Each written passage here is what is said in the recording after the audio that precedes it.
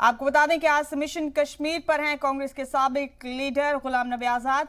कांग्रेस छोड़ने के बाद आज पहली बार अब जम्मू कश्मीर के दौरे पर निकलेंगे आजाद। रैली और अवामी राब्ते मुहिम के जरिए हिमायत जुटाने की मुहिम शुरू कर रहे हैं। आपको बता दें कि अवामी नुमाइंदगान से मुलाकात करेंगे गुलाम नबी आजाद। साथ ही उन्होंने बीजेपी पर अपने इस्तकबालिया पोस्टर हटाने का भी इल्जाम लगाया। तो बड़ा अपडेट है जम्मू कश्मीर के हवाले से। आज से अपने अवामी राब्ता मुहिम की शुरुआत करेंगे गुलाम नबी आजाद। कांग्रेस से इस्तीफा देने के बाद आज अपनी तमाम सरगर्मियां शुरू करेंगे गुलाम नबी आजाद। तो बड़ा अपडेट है जम्मू कश्मीर से। आखिर असेंबली इंतखाब में गुलाम नबी आजाद के इस्तीफे से क्या फर्क पड़ने वाला है, इस पर भी सभी की निगाहें हैं। आइंदा हिकमत अमली उनकी क्या होगी, इस पर भी सभी सोच रहे हैं। फिलहाल आपको ये बता दें कि गुलाम नबी आजाद अपना अवामी राब्ता प्रोग्राम आज से शुरू कर रहे हैं। अवामी नुमाइंदगान से मुलाकात करेंगे। इस बीच उन्होंने बीजेपी पर अपने इस्तकबालिया पोस्टर हटाने का भी इल्जाम आयद किया है।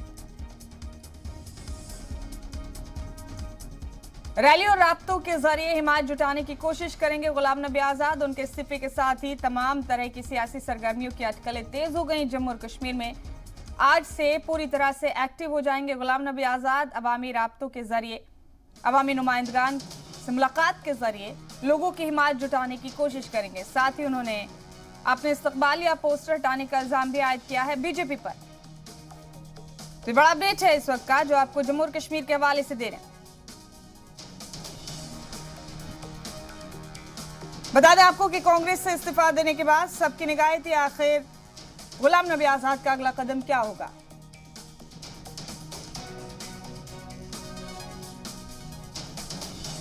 तो ये बड़ा अपडेट है जम्मू कश्मीर के हवाले से।